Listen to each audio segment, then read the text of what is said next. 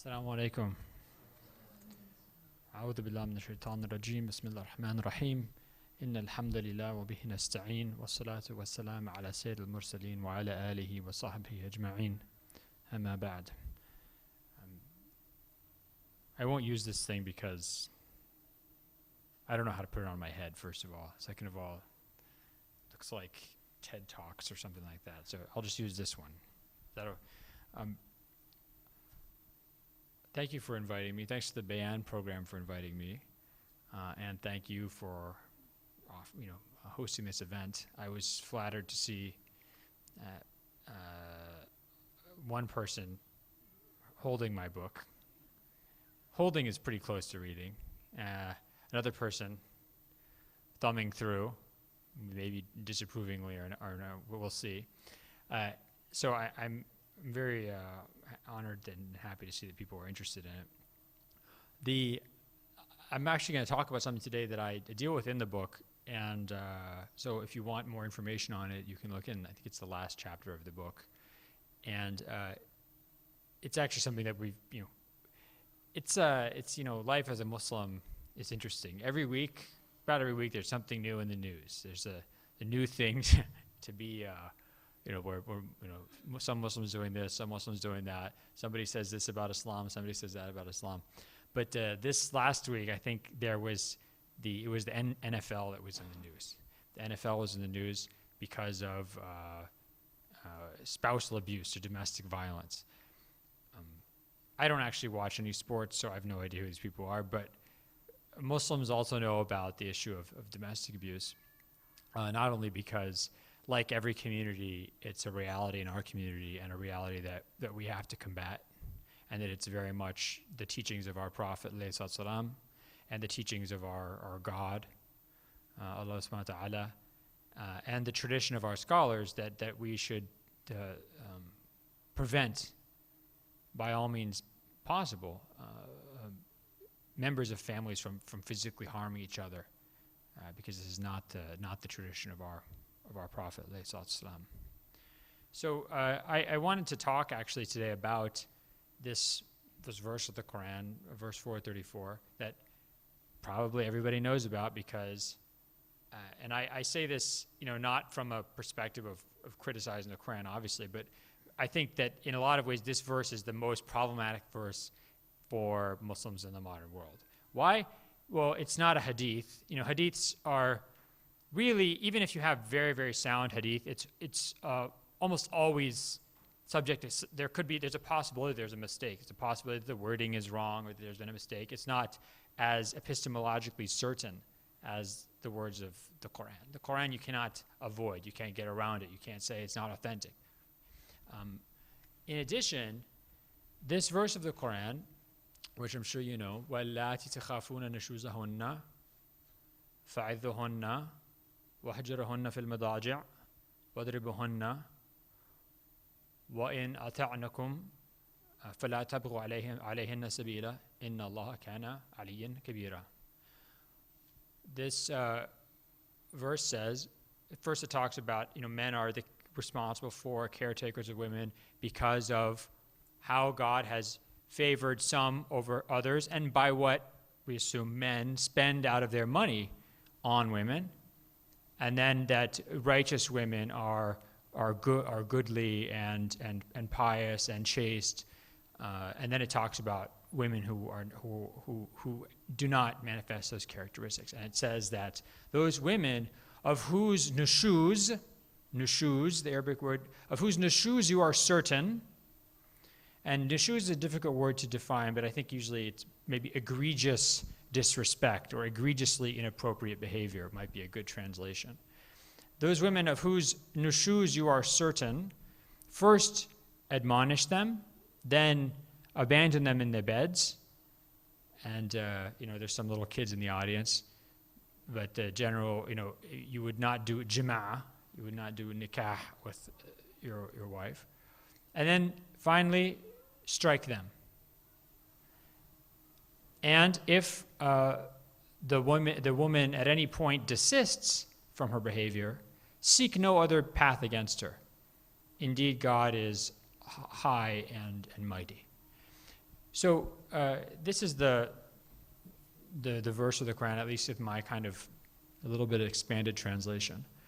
And there you may come across some people who try and argue that the word daraba here in this verse doesn't mean to strike or to hit. I think I wish that were true, because then we're going to have this discussion about the verse, and we could all go home and eat, nahara you eat in the day. Eat kheer, how about that? That's tasty. We eat that at night. We could all go home and eat that. We wouldn't have to worry about it. The fact of the matter is that I think that in one sense, the sunnah of the Prophet actually makes it clear that this verse is talking about striking. And so Muslims have to deal with this. And I think one of the questions that comes into Muslims' mind in the U.S. or in the West is, how could God say this? How could God say this? How could God instruct men to strike their wives? And a kind of subset of that, or sub-objection to this is, my teachers, they tell me that this doesn't really mean that men should strike their wives. This means that, you can only hit your wife with a rolled up handkerchief or something like that. And, but why doesn't the Quran say that? Why does the Quran say strike them? Why doesn't it say strike them really lightly, or strike them but only with a rolled up handkerchief? Finally, why? Let's say that sometimes it is okay for a husband to strike his wife. Why would God allow this, give men this excuse, if he knows men are going to abuse this excuse? If he knows men are going to abuse this excuse, why would God create that, open the door even just a little bit for this? So these are, inshallah, I'm going to try and discuss these topics this evening, bidnillah. Now, to begin this discussion, it's very important that we address something basic that I think we all often take for granted in the English language, which is, what does it mean when a book or a speaker says something literally, right? So if you were to say to someone comes up to you and says, hey, what's up with the Quran? How come the Quran says husbands should strike their wives? You say, oh, no, it doesn't really say that. It says, you have to understand it in the context. And he says, no, but it says, adribuhunna, it says strike them. It literally says that. You'll probably hear someone, they say, it literally says that. Be very, very, very wary of this word literally. Anytime somebody says literally, your brain, red light should start going off in your brain. Like lawyers say, whenever somebody says clearly, it's not clear what they're actually talking about. There is actually no such thing as literal meaning.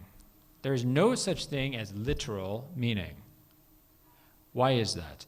You could say, oh, wait, look, let's take a sentence. Then strike them.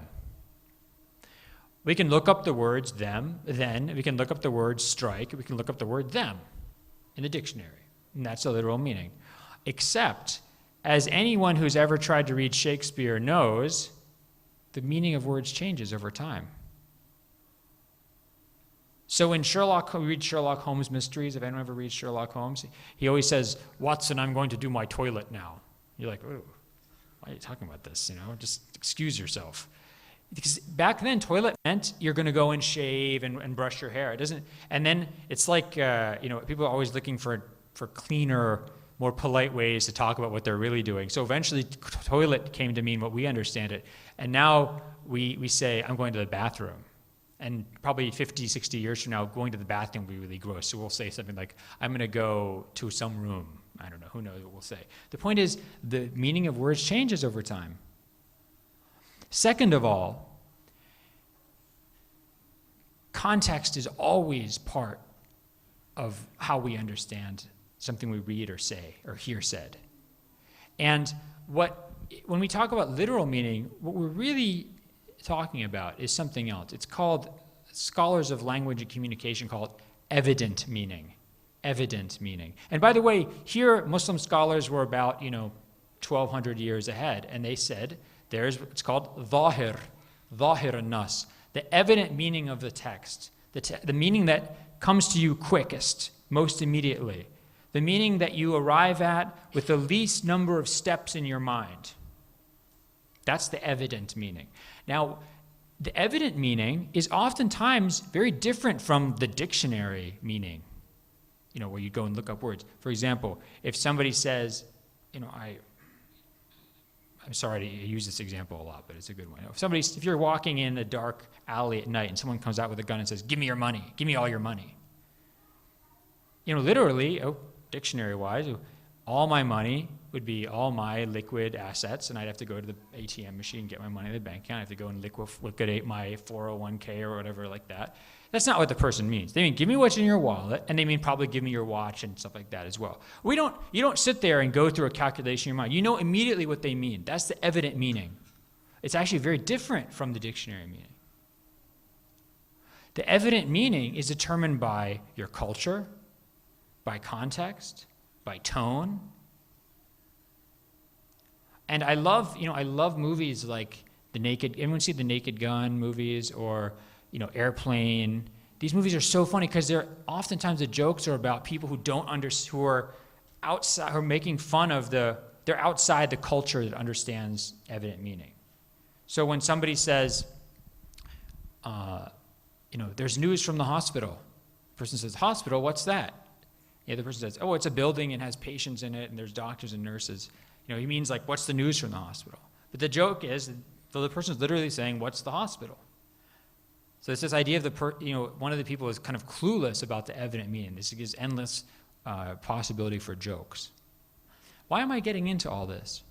Because when somebody comes up to you and says, the Quran literally says something, you immediately have to ask yourself, how is it that we should understand the Quran? How is the Quran understood? Is the Quran understood based on evident meaning? Or is the Quran always engaged at deeper levels, at more profound levels, at more derivative levels? And that's the case. The Quran is always engaged at a deeper level. And this is a function of the very nature of the Quran as a text. The Quran is a text that is revealed in time. It's totally wrapped up in the events of the Prophet's life, alayhi salatu. It's completely wrapped up in the questions that are posed to him, in the challenges that the Muslim community faces, in their defeats, their victories, their fears, their hopes. Some verses of the Quran are universal. قَدْ أَفْلَحَ الْمُؤْمِنُونَ. The believers are felicitous. Those verses, they soar above time. They soar above circumstance. But there's other verses that are wrapped up in the life of the Prophet. When the Tabbat Yada Abi Lahab wa Tab. Who's Abi Lahab? Who's Abu Lahab? What is it talking? Why are his hands perished? What is this talking about? You have to know the context. When people in the West think of Scripture, they think of the Bible, and the Bible is a text that it's a cornerstone of the Western literary canon. It is one of the 2 or 3 big cornerstones. It defines the way we think in the United States, in the West, the way we think about what a book should be. It has a beginning, it has an end. Each book it's chronological. You can follow it. There's a plot. There's not parts that are mixed up in time. There's not parts that aren't set very clearly against their background in the life of, Moses or Joshua or Jesus.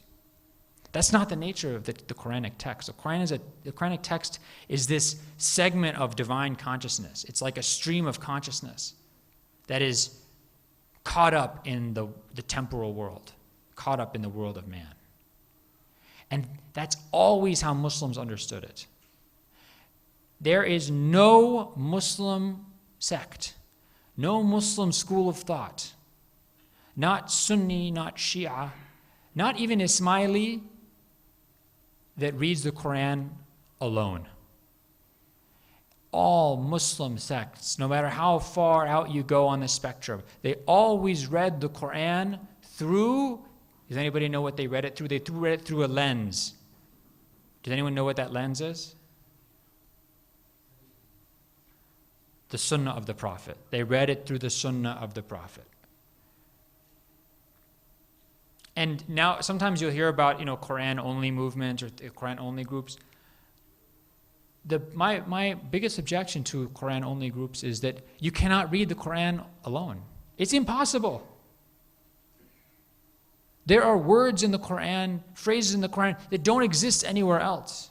They only appear once in the Quran, like the discussion of dhihar, those alladhina yudahiruna azwajuhum. There's no other way to understand what this means, except from the traditions of the Prophet ﷺ and his companions that explain this is a man who says to his wife, "You're like the back of my mother to me." There's no other way to understand this. You have to rely on the sunnah of the Prophet.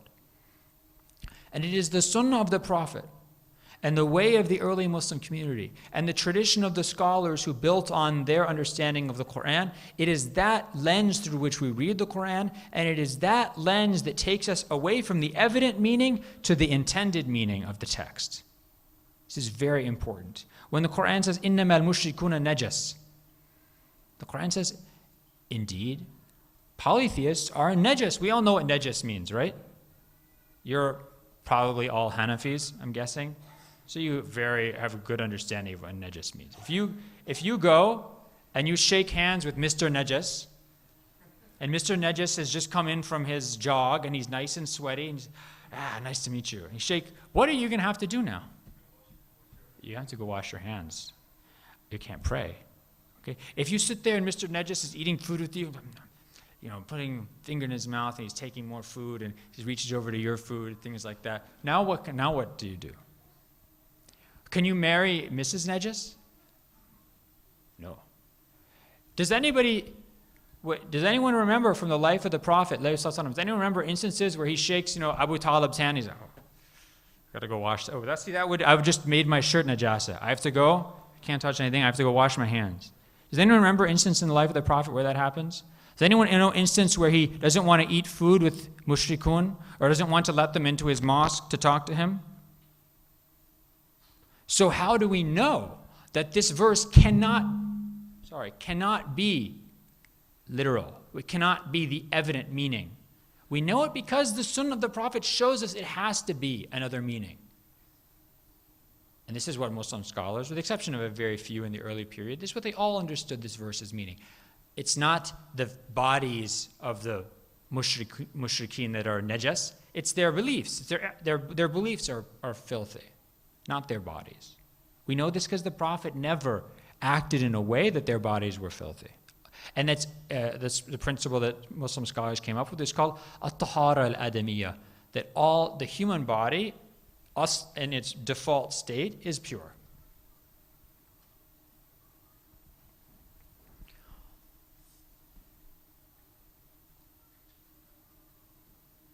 It's important to remember this. It is very important to remember this when you think about the Quran and when people ask you about the Quran.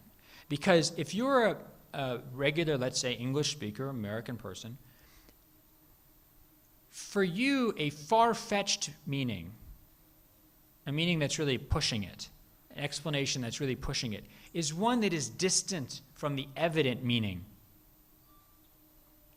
of a statement or a piece of writing. So if you say to somebody, there's actually an interesting case in a legal case where a police officer interrupts a robbery, and one of the robbers has a gun, and the police officer says, "Give me the gun." And one of the robbers says to the other one, "Let him have it."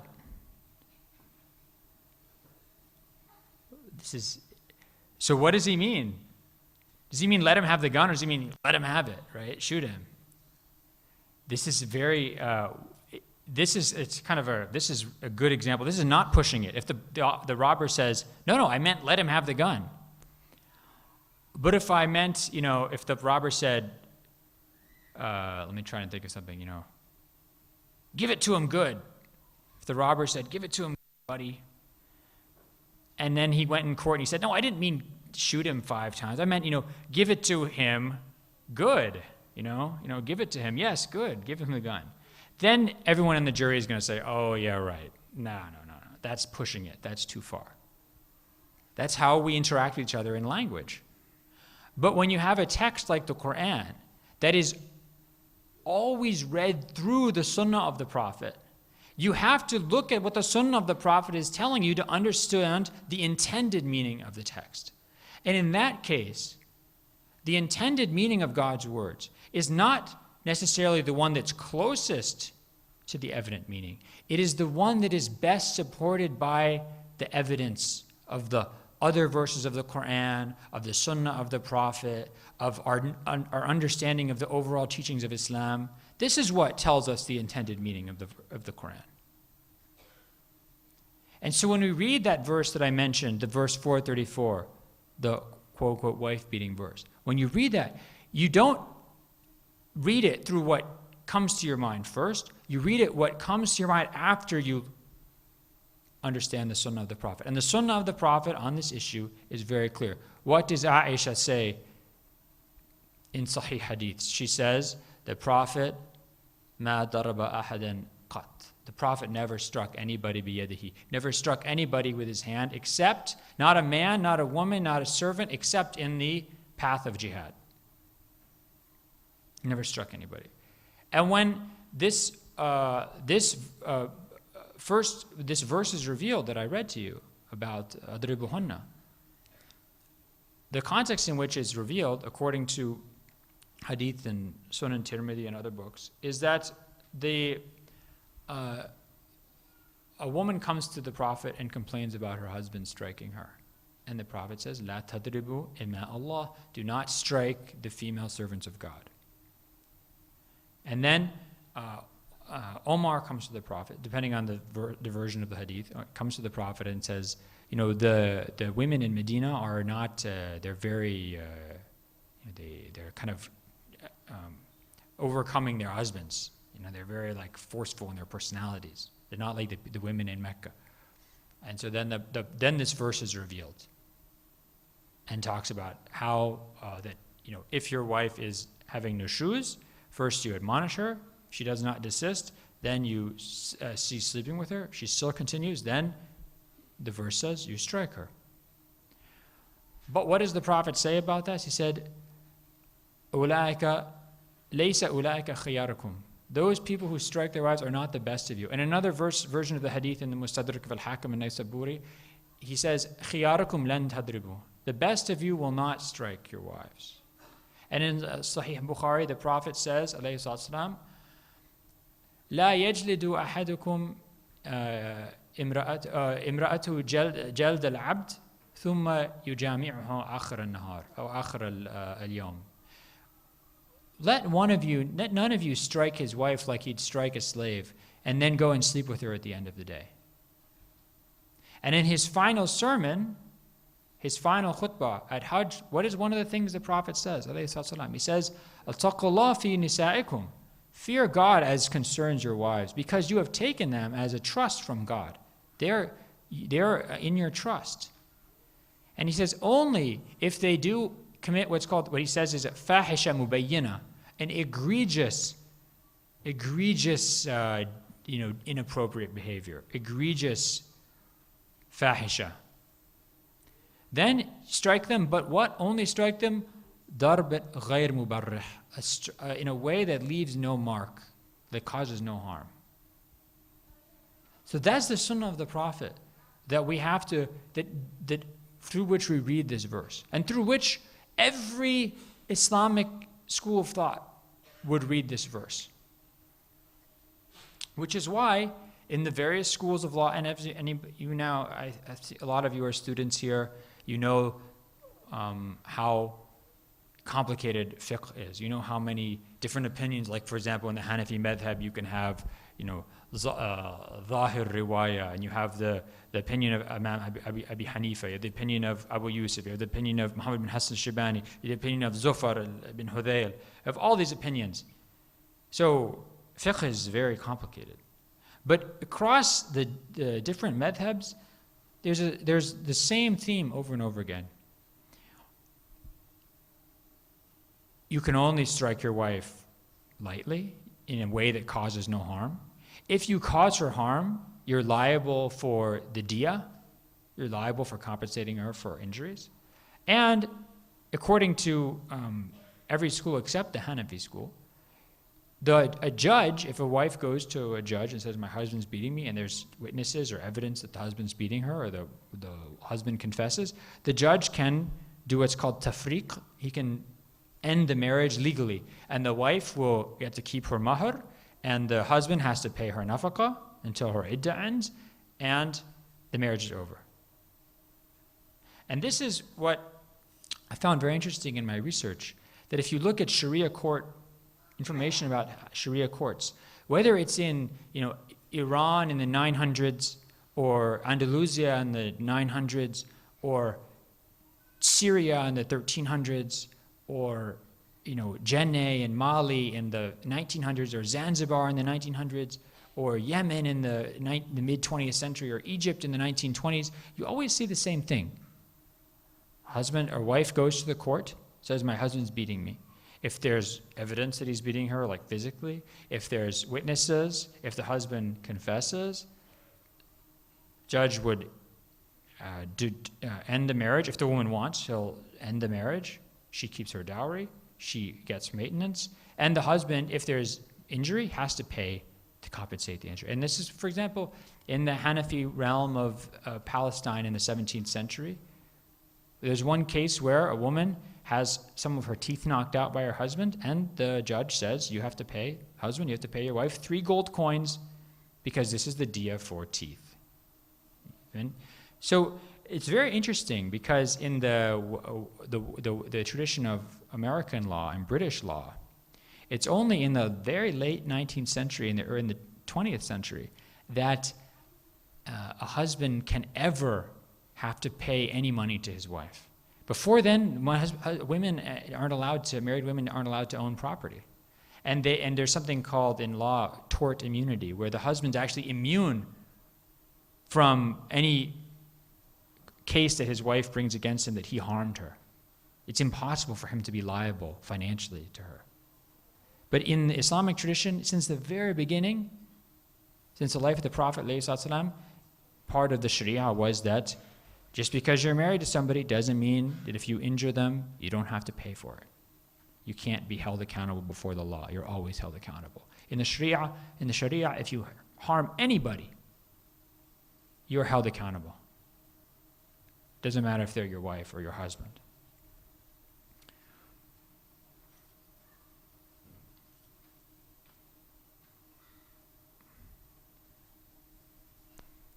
The last point I want to talk about is the last one I mentioned in my introduction. Why would God even create the possibility of misunderstanding? Why would God open the door to domestic violence at all by having this verse? There's 2 important things I'd like you to keep in mind. One is that violence is part of human language. There's a principle in study of language and communications, that argument is war. So when human beings talk about disagreement and arguments, we use the language of war. I have a good defense against that point, or why are you attacking my what I was thinking, or so-and-so is launching a campaign against this idea. These are all the language of warfare. When I was listening on the radio yesterday about the Ebola outbreak, and people say America is sending forces to defeat Ebola or combat Ebola. I was thinking about, how do you combat a disease? How do you fight a disease? These are, I'm sure there's doctors in the room, given the audience, but you don't fight, you don't sit there and punch the disease, you don't elbow the disease, right? You investigate, you wipe things and you inject things and you do all sorts of. It's really weird in a way to think about this as fighting, but that's the way we can't help but talk about our arguments and our conflicts in the language of war. if you think about it, it's almost impossible to imagine writing a message or writing a book or writing a text of any kind or giving a speech where you never, ever fall into the idiom of warfare, the idiom of violence. It's certainly, I think, impossible if you are writing a text that is addressing a community that is at war, like the Muslims were, or that is a text designed to guide mankind for all time and for all places, when mankind is always disagreeing with each other, always fighting, either with words or with sticks or swords. How do you talk to people who live in that world without ever using the idiom of violence? And when you use the idiom of violence, that idiom can be misunderstood. And even the New Testament, even the words of Jesus in the New Testament, which is one of the most pacifist books you can read, even the idiom of even the New Testament was understood by Christians in violent ways. So a very famous early Christian scholar named Origen, he died around 235 of the Common Era. He's from the city of Alexandria. Origen, he read a verse of in the Gospel of Matthew that talks about those who make themselves eunuchs for the kingdom of heaven. It's obviously talking about people who, يحافظون على فروجهم الحافظون على فروجهم. That's not how Origen understood it. He actually castrated himself. His student writing about this calls it, Origen's headstrong act. He was got a little carried away. So he actually understood this verse as he should castrate himself. In another verse in the New Testament, Jesus talks about, he gives the parable, the method of a dinner party that a master is giving, and he wants to bring everybody in the neighborhood to the dinner party. This is a parable of God inviting people to the kingdom of heaven. And and the master says to his servants, go into the street, and if people don't want to come to my dinner, compel them to come to my dinner. Compel them to come. Some points in Christian history, they use this as justification for forced conversion, for forcing people to convert to Christianity, like in the Spanish Inquisition. So they take the language of Jesus, the language of peace and love, and it gets turned into the excuse for violence, the excuse for compulsion, force. So there's never a text that is immune to being understood in a violent way. And my last point, and this is a very important point, people in the West love to talk about the problem of Islam, the problem of Muslims. They say Muslims treat women badly. Muslims are violent towards women. And you know why? Look at their Quran. Their Quran is the reason. Is that Isha time? Okay.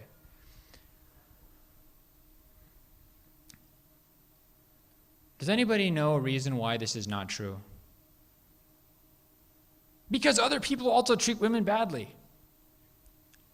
Violence against women is a human problem. Do you know which country in the world rates the worst in terms of violence against women in the whole world?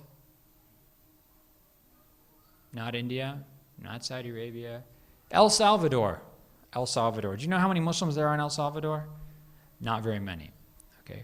Latin America, actually, according to the 2012 UN report, is the worst region in terms of violence against women. And this goes to show how, I think, misleading public discussion in America is and the West is, because I didn't even know about dowry killings until like 2012. I didn't even know they existed. Maybe some of you are from India. You know what dowry killings are. Dowry killings is when a husband or a husband's family kills the new wife, or sometimes a wife that's been the wife for a while of the husband or of the son, because she's, her family didn't give enough presents, or because she's not being a good enough wife. According to a 2012 UN report, in 2009 there were some 5,600 dowry killings in India that year. That there's sometimes one killing a day in Delhi alone. And sometimes these women are burned alive. And then the family says, it was a kitchen accident, and the police don't investigate it. This is a huge problem. No one in America even knows about this, because what are people in America always talking about? Honor killings. Muslims are the ones who are killed. There's more dowry, usually, according to the statistics we have for certain years, there are more killings in India amongst Hindus than of all the honor killings in the Muslim world. But no one even knows about that. Because when you get to blame Muslims and talk about how Muslims are the problem, who gets off the hook? Everybody else. Who gets off the hook? We in America get off the hook. We don't talk about violence against women in our own societies. And when I was in the UK last weekend, or maybe 2 weeks ago, I can't remember when it was, I was on the tube, the underground train, and the guy next to me is reading this big full-page headline. It says, "Muslim convert beheads granny in garden." I was like, oh, wow. It turns out it wasn't a Muslim, okay? Some crazy person beheaded this lady.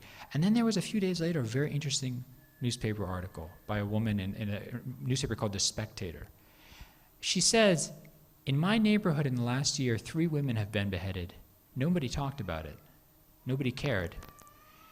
Because this is important when it's terrorism, when it's Muslims being violent. Then people pay attention. But when it's our own society, no one cares. Because she said terrorism is important, but violence against women is the daily hum, is the background hum of our daily lives. This is what she said. This is a very important statement. People don't think about that.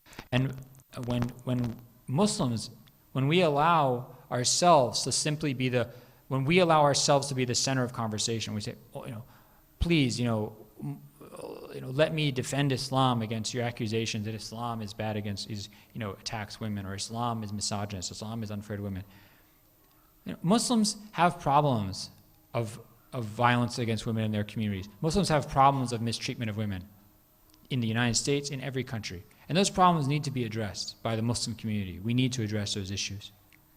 But it can't be an excuse that other people in our country don't also address the issues that they have. No, we can't be the scapegoat by which other people are allowed to avoid self-criticism.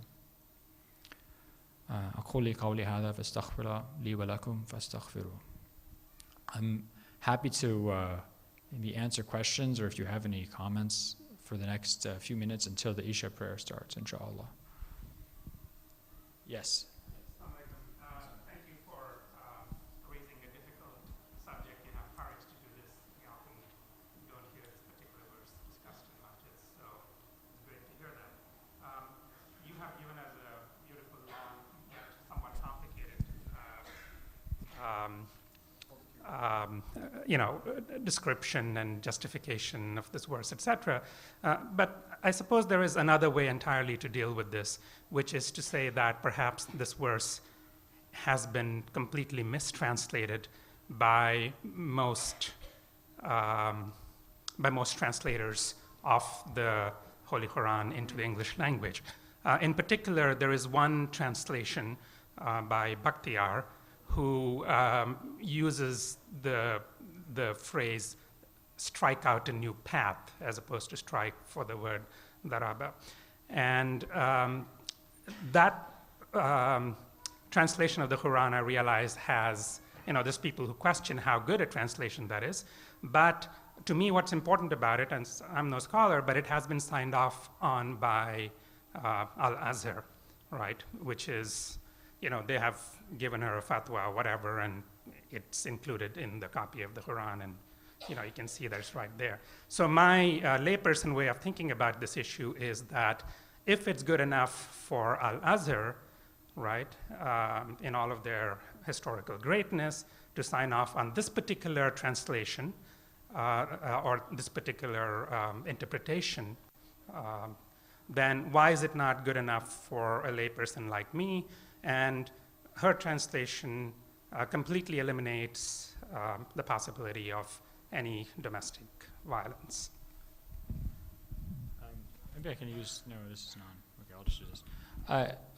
I know the Layla Bakhtiar translation. I think the problem is, well, first of all, I have a lot of affection for Al-Azhar as an institution and for many of its scholars, but I'm not entirely confident in their review process. Now, they may well have, very qualified scholars may well have looked at this book and approved of it. The Azhar scholars, the senior Azhar scholars that I know and have asked about this don't agree with that interpretation, the Bakhtiyar interpretation, which has been advanced by others like Abdul Hamid, Abu Sulaiman, and Amina Wadud, amongst others. So my main problem with it is that, in the Islamic tradition of interpretation, there's something called Qanun al-Ta'wil, the rule of interpretation.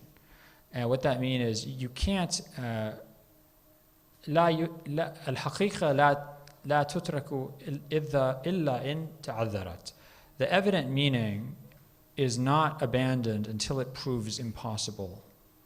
Or you cannot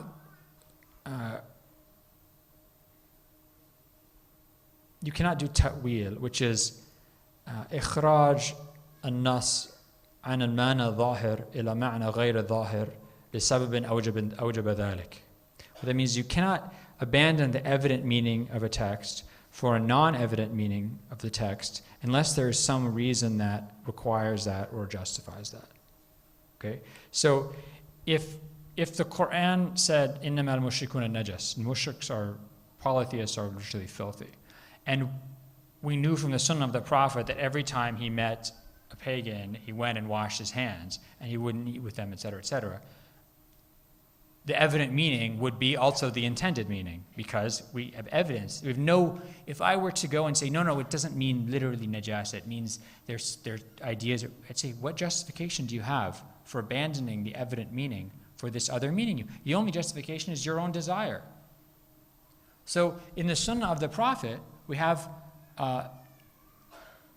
hadiths in Sahih Muslim and Tirmidhi and Abu Dawood that talk about the Prophet acknowledging that some level of striking a wife is acceptable.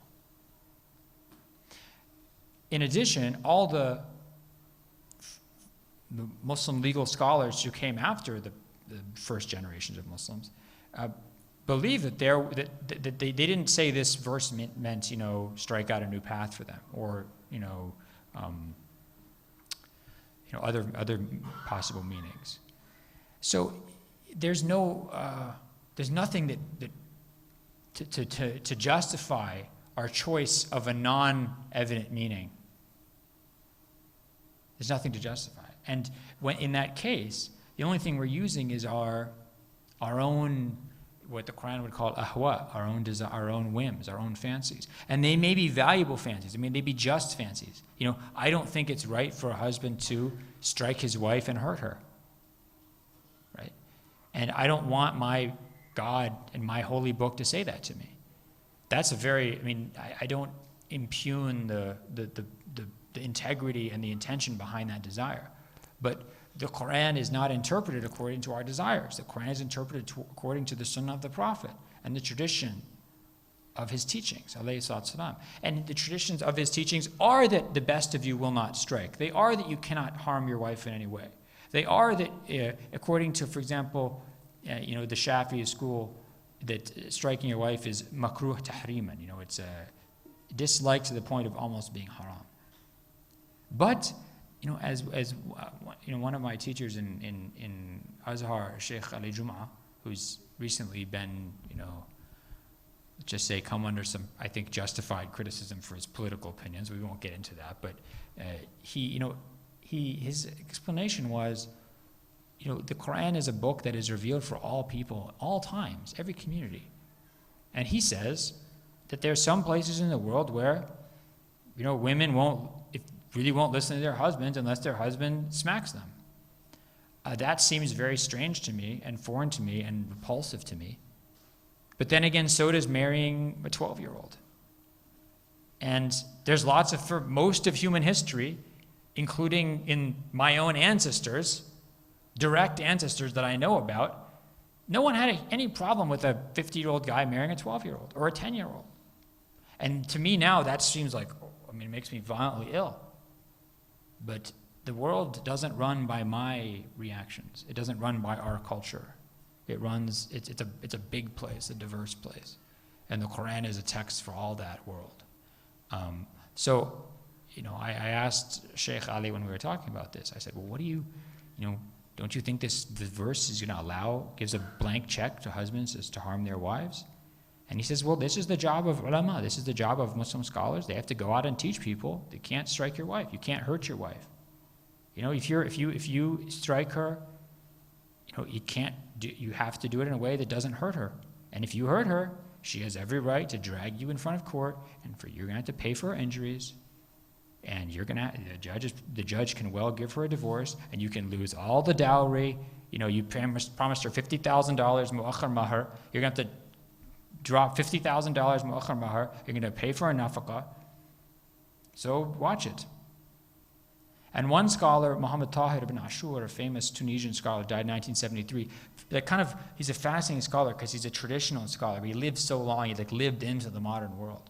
He was a Sharia court judge in Tunisia. He says his understanding of the verse, because the verse that comes after it, after 434, is the verse really that Muslim scholars paid attention to, which says, "In khifta shaqaqa baynahuma, fa'ab'atha hakaman min ahlihi wa hakaman min ahliha." If you fear, it's not talking about the husband now, it's talking to society. If you, the court, fear that they're going to split apart, send an arbitrator from her family, an arbitrator from his family, and if they want us to reconcile, God will make that possible. So this was actually the way that Muslim scholars as judges understood their role, that they were supposed to try and reconcile the couple.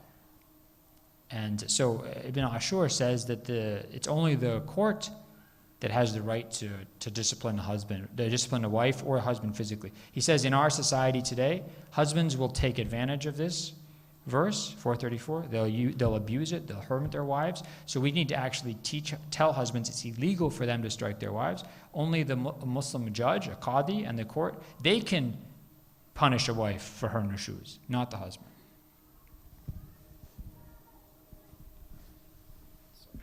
I can just use this to talk.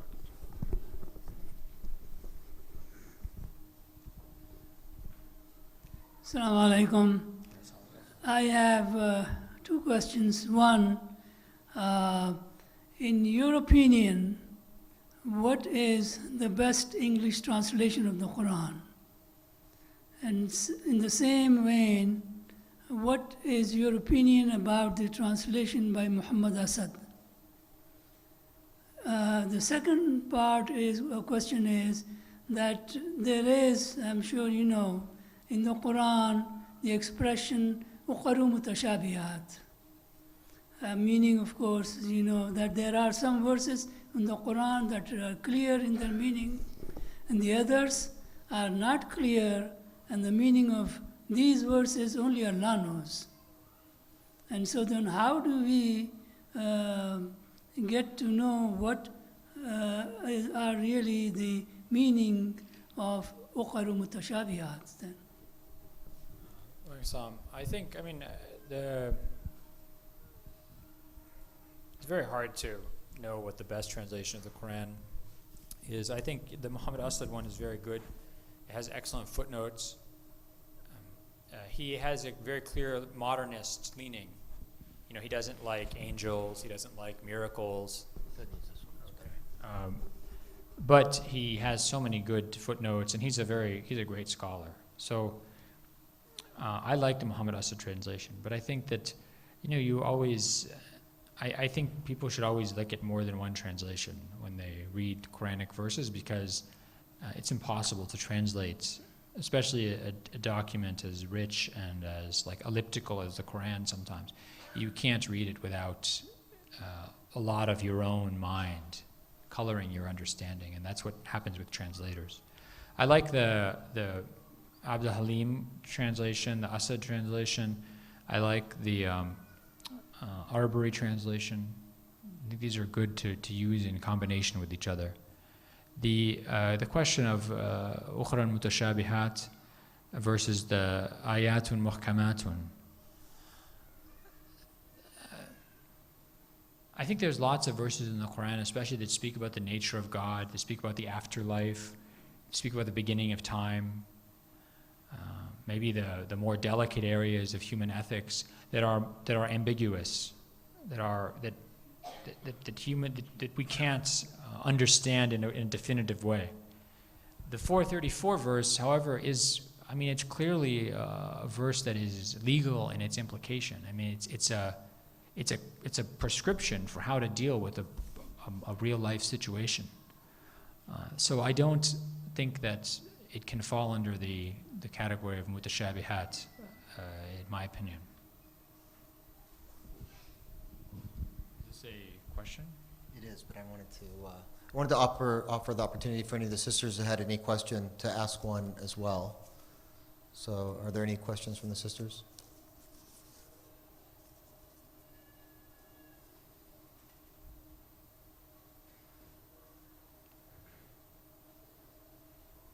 I'm going to come back to you. Yeah, isn't this kind of an important topic? Just saying, I don't know. My students never ask questions, so I'm used to it.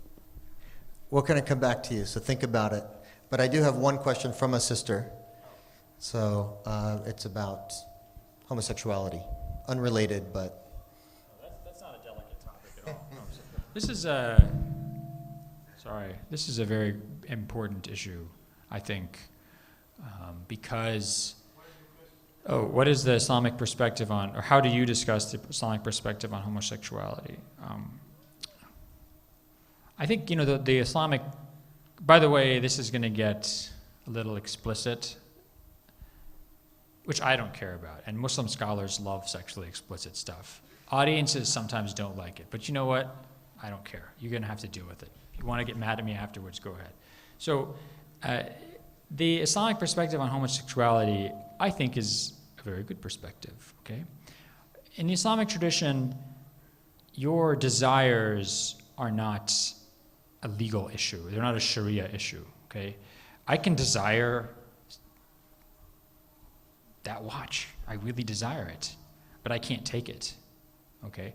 I can desire to commit zina with so many people, and virtually every teenage guy desires that. I don't know about teenage girls. I've never been a girl, but I can tell you teenage guys desire a lot of things that they can't do. They can't do those things. Interestingly, Muslim scholars, when they talked about attraction of men to men or women to women, they didn't talk about that as unnatural attraction, because they saw that, especially with like a young boy, that if a man is attracted to a young boy, they're confused because they see female beauty in the boy, and they desire the boy, right? So they didn't say that's unnatural. It actually was natural to be attracted to the female beauty. It's just the person was kind of confused, and sometimes they talked about medical conditions that could cause this. So there wasn't this in the especially the modern Western tradition. There's this notion of the unnaturalness of homosexuality. The word homosexual is actually coined in the mid 1800s, I think, by a Hungarian or Austrian psychologist who's diagnosing this psychological ill. It's something that's a disease you have in your brain. Something's wrong with you.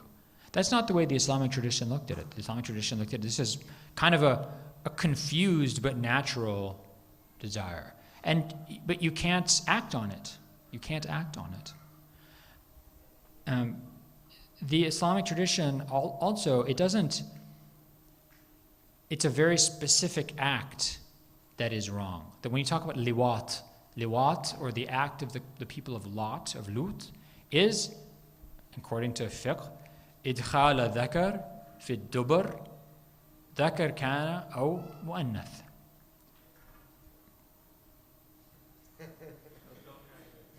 Okay. I mean, they asked the question. It's not my fault.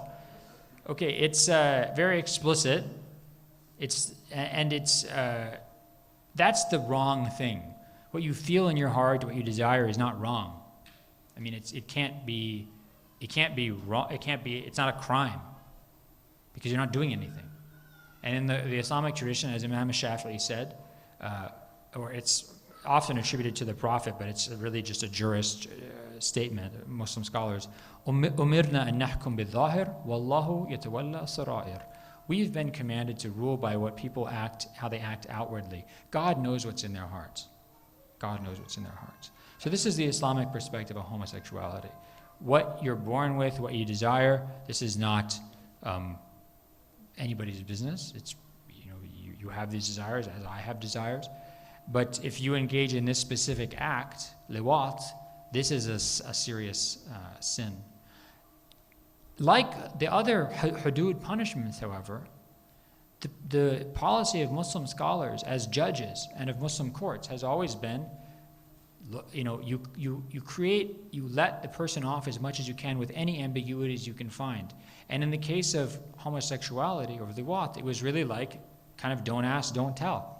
As long as you're not going out publicly and doing something like zina, people, as long as you don't go out publicly do something, it's really almost impossible for a Muslim court to bring you in and punish you for something. This is your problem. This is a sin you commit. The Sharia has made clear the seriousness of this sin, but it's also made clear that it's the duty of Muslim scholars as judges, as the Prophet said, to udru al-hudud bi-shubahat. Ward off the hudud as much as you can by any ambiguity you can find. Let the person go if you can find a way out. It is better for the judge to err in mercy than to err in severity. So that's the Islamic perspective on homosexuality, as far as I understand it, uniformly. Any questions from the sisters? All right, I'm going to come back to you again. Yes, brother. Jazakallah khair for the talk so far. So the question I had was one, Jazakallah khair for kind of reminding us of the kind of linguistic context that we have to interpret the actual diction of the Quran and also the interpretive context of the Sunnah. The question I had, and you touched on it briefly, but I just wanted to maybe be a little more explicit about, if you've addressed it, it might not be the trajectory of your work, but specifically the cultural context. And that, say at the time of the Nabi Sallallahu Alaihi Wasallam, the culture in which he was speaking to, the kind of prescription laid on in the Quran might have been more a refraining prescription than necessarily a prescriptive one to strike, because it lays out a number of steps that you have to do first before you even approach or even think about striking. And so that might, kind of be more in line for us to see as with his general character of gentleness than we interpret it today. And the flip side of the cultural context, I think, and perhaps you deal with this in your book, is our own context in the modern day of where this even becomes a question. I guess we could say clearly in our society now it's a question because how could you allow for a violent act in a domestic situation? But clearly it happens, and it happens very frequently, if not exceedingly frequently. So what is it that brings the question about if it's, changing definitions of marital relations, social relations, kind of views of the public and what's allowed there, and the private and what's allowed there, and kind of the encroachment of the two. It seems like, at a certain point the question became relevant in a different way than simply, this is morally wrong. So I don't know if that's clear, but. So it's interesting that the very nature of your question, I think, it's clearly applies to this situation. When it is controversial or extremely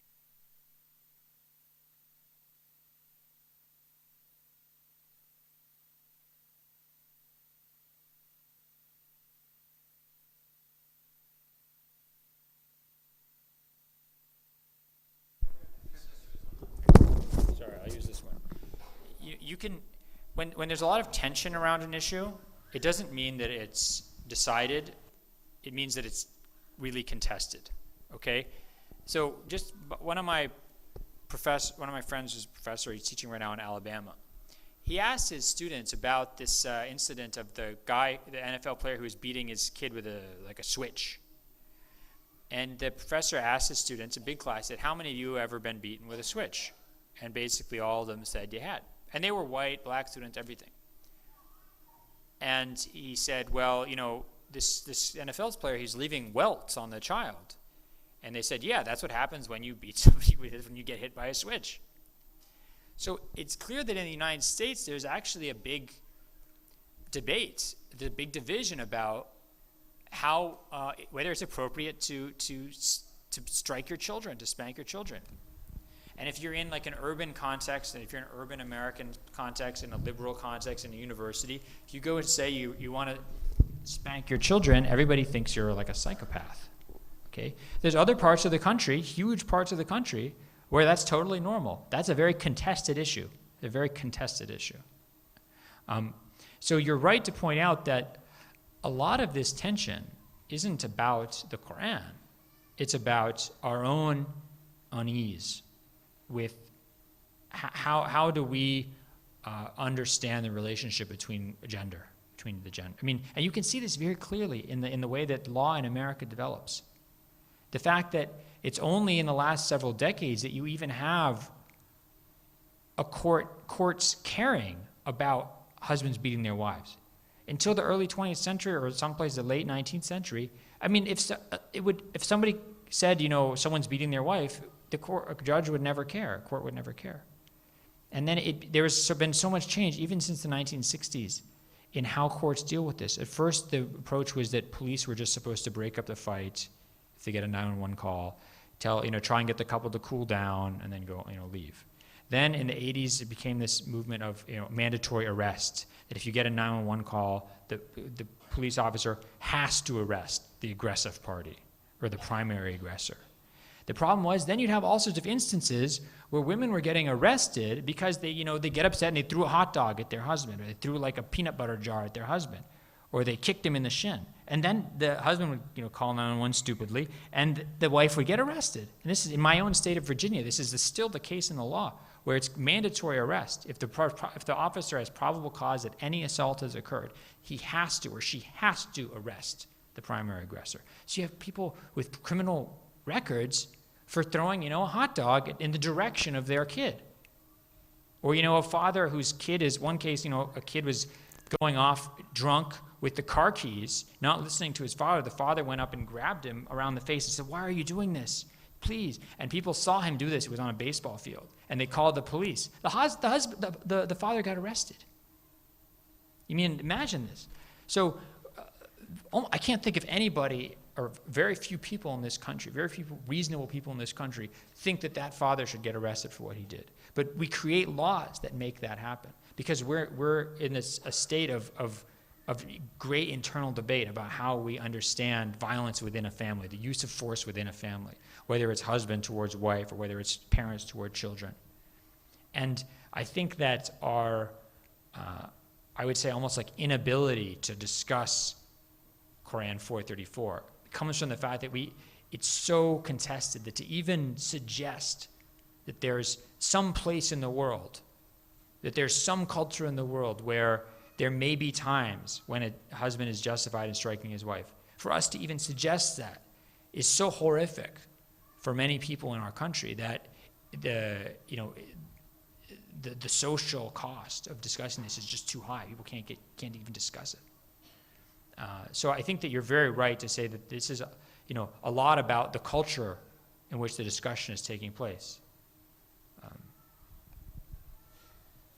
This is the last question, and it's going to be a short one. We're looking to conclude the program in 4 minutes. So make the question very short, and the answer will give more time for the answer.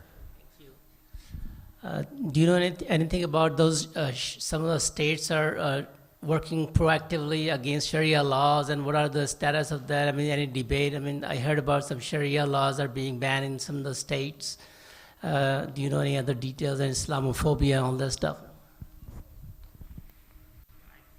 I think if I'm recalling, it's like there's Tennessee, Oklahoma, Louisiana, North Carolina, South Carolina, I believe Georgia. There's maybe 6 or 7 states that I can think of right now. There may be more where there have been either suggested, legislation or legislation has been passed in places like Louisiana, Tennessee, Oklahoma, that prohibit Sharia, or sometimes they prohibit foreign law, because I think it was in Oklahoma that the federal district judge overturned law as unconstitutional. I don't know what will, I don't think that that will be appealed, because it's a ridiculous law, obviously. This is a big problem. It's a stupid problem because, I don't know anybody who's trying to make Sharia law take over America. I've never met any Muslim trying to do that. And it really is a problem, because what happens if you're a business in Tennessee and you have or Oklahoma, and you have a contract with, a bank in Malaysia or Abu Dhabi or Dubai that has some reference to the Sharia in the contract? What are you going to do? The judge is not allowed, technically, I guess, not allowed to hear the contract inadmissible before the court. Why would I do business in that state? When I was doing my will, I wanted to write, divide my inheritance according to Hanbali school of law. And then I thought, if I write this, maybe by that time Virginia won't have it, and it's my will will get thrown out. So I have to say, divide it up, this percentage and that percentage and things like that. It's kind of ridiculous. But what it's really saying is, Muslims are not welcome here. And if I lived in a state where they had that, I would seriously consider moving out personally, but I don't know. I don't want to say what I would do, because I think that these are they're never going to affect Muslims in any meaningful way. They're just like, a real slap in the face about where you're welcome. And I think maybe Muslims just need to work to make themselves more prominent and more part of those communities.